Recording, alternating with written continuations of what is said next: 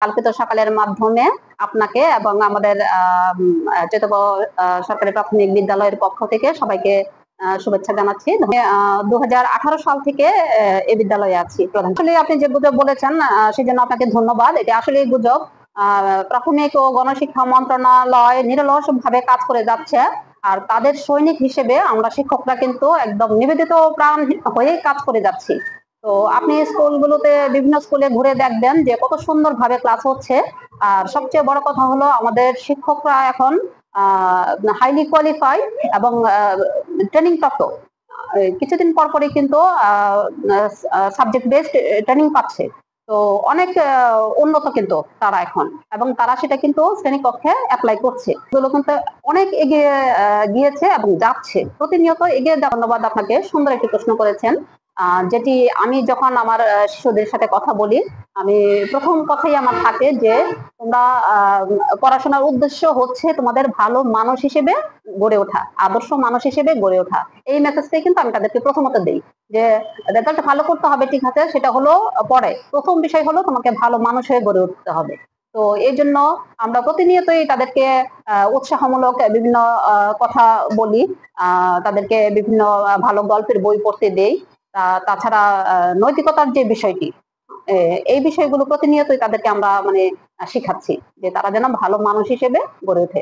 স্কুলের সাথে আমি কম্পেয়ার করে বলতে পারি যে আমার চৈতন্য স্কুল অনেক বেশি এগিয়ে আছে এদিক থেকে, ডিজিটাল দিক থেকে। আমাদের তো ডিজিটাল ক্লাস হচ্ছে, প্রতিনিয়ত ক্লাস হচ্ছে।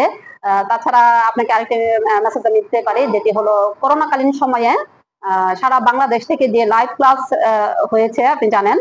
তো আমি কিন্তু তখন সারা বাংলাদেশের 8টি পেজে আমি নিজে লাইভ ক্লাস নিয়েছি, এবং আমার স্কুলের নামে একটি অনলাইন স্কুল আমি খুলেছি। সেখানে আমি সহ আমার সহকারী শিক্ষকরা সবাই ক্লাস নিয়েছে। সেখানে আমার স্কুলের বাচ্চারা কিন্তু অ্যাড ছিল, তারা ক্লাস করেছে বাসায় বসে। হ্যাঁ, এগুলো থেকে, ডিভাইস থেকে দূরে রাখার জন্য আমি প্রথমতই যেটা করি যে মায়েদেরকে ডেকে নিয়ে আসি, কারণ মায়েরা তো বেশিরভাগ বাচ্চাদের সাথে সময়টা কাটায়, বাবারা কাজে বাইরে থাকেন।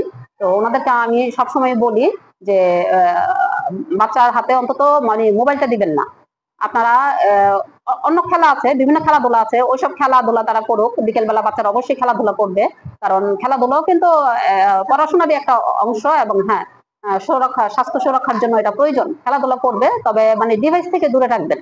আর আমার যেমন ক্লাস 5-এর বাচ্চাদের একটু ডিভাইস হাতে নিতে হয়, তাদের জন্য আমি একটা হোয়াটসঅ্যাপ গ্রুপ খুলেছি। প্রতিনিয়ত ওইটার মাধ্যমে তাদের সাথে আমাদের যোগাযোগ হচ্ছে। তো ওইটাও নির্দিষ্ট আমি সময় করে দিয়েছি যে ওই সময় তাদেরকে হাতে দিবেন মোবাইলটা, তারা দেখবে কি পড়া দেওয়া হচ্ছে। হ্যাঁ, খোঁজ রাখে।